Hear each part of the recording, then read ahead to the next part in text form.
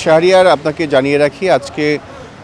বেলা 11:15টার দিকে অর্থনীতিবিদ ডক্টর রেজা কিবরিয়া আনুষ্ঠানিকভাবে বিএনপিতে যোগ দিয়েছেন এবং বিএনপি চেয়ারপারসনের গুলশান কার্যালয়ে তিনি বিএনপি মহাসচিব মির্জা ফখরুল ইসলাম আলমগীর এবং দলের স্থায়ী কমিটির সদস্য সালাউদ্দিন আহমেদের হাতে ফুল দিয়ে বিএনপিতে যোগ দেন এবং তিনি দলে যোগ দিয়ে তাৎক্ষণিক প্রতিক্রিয়ায় বলেন যে গত 15 বছর যে ফ্যাসিবাদ বিরোধী আন্দোলন চলেছিল সেই আন্দোলনে তিনিও কিন্তু গণ অধিকার পরিষদ থেকে যুক্ত ছিলেন এবং বর্তমান যে বাস্তবতা, আগামী দিনে যে নির্বাচন অনুষ্ঠিত হবে সেই নির্বাচনে যদি বিএনপি ক্ষমতায় যায় সেক্ষেত্রে বাংলাদেশকে গড়ে তুলতে এবং বাংলাদেশকে অর্থনৈতিকভাবে সমৃদ্ধ করতে তিনি ভূমিকা রাখতে চান এবং বিএনপি মহাসচিব মির্জা ফখরুল ইসলাম আলমগীর তাকে আনুষ্ঠানিকভাবে বরণ করে নেন এবং দলের চেয়ারপারসন বেগম খালেদা জিয়া এবং বিএনপির ভারপ্রাপ্ত চেয়ারম্যান তারেক রহমানের পক্ষ থেকে তাকে বরণ করেন এবং বিএনপি মহাসচিব তখন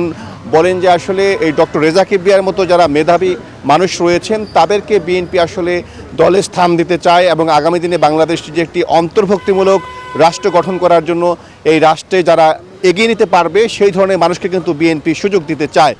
এবং বিএনপি মহাসচিব মির্জা ফখরুল ইসলাম আলমগীর আরেকটি কথা বলেছেন যে বিএনপি যদি আগামী দিনে ক্ষমতায় যায় সেক্ষেত্রে বিএনপির ভারপ্রাপ্ত চেয়ারম্যান তারেক রহমানের নেতৃত্বেই একটি সমৃদ্ধ ও মানবিক বাংলাদেশ গড়ার জন্য কাজ করবে। সেই কাজটি সম্পন্ন করার জন্য ডক্টর রেজা কিবরিয়ার মতো যারা সমৃদ্ধ মানুষ রয়েছেন, তাদের অভিজ্ঞতা রয়েছে, তাদেরকে সাথে নিয়ে কিন্তু বিএনপি পথ চলতে চায় এবং এখানে আজকে এই সংবাদ যে তাৎক্ষণিক যে প্রতিক্রিয়া, সেখানে বিএনপি মহাসচিব মির্জা ফখরুল ইসলাম আলমগীর আরেকটি বিষয় জানিয়েছেন যে বেগম খালেদা জিয়ার যে চিকিৎসা চলছে সেই চিকিৎসাটি মানসম্পন্নভাবে চলছে এবং দেশি বিদেশি চিকিৎসকদের যে সমন্বয়ে যে মেডিকেল বোর্ড, সেই মেডিকেল বোর্ডের চিকিৎসকরা কিন্তু তারা সর্বোচ্চ চেষ্টা করছেন বেগম জিয়াকে সুস্থ করে তুলতে এবং তিনি দলের নেত্রীর জন্য দেশবাসীর কাছে দোয়া চেয়েছেন এবং দলের যারা সাধারণ কর্মী রয়েছেন, নেতা রয়েছেন, প্রত্যেকের কাছে কিন্তু দলের নেত্রীর জন্য দোয়া চেয়েছেন। সব মিলে যেটি বলা চলে, ডক্টর রেজা কিবরিয়া আজকে বিএনপিতে যে আনুষ্ঠানিকভাবে যোগ দিলেন সেই যোগদানের মাধ্যমে আগামী দিনে বিএনপির রাজনীতিতে একটি ইতিবাচক প্রভাব পড়বে বলে সেটি কিন্তু মনে করছেন বিএনপির মহাসচিব মির্জা ফখরুল ইসলাম আলমগীর এবং দলের স্থায়ী কমিটির সদস্য সালাউদ্দিন আহমেদ।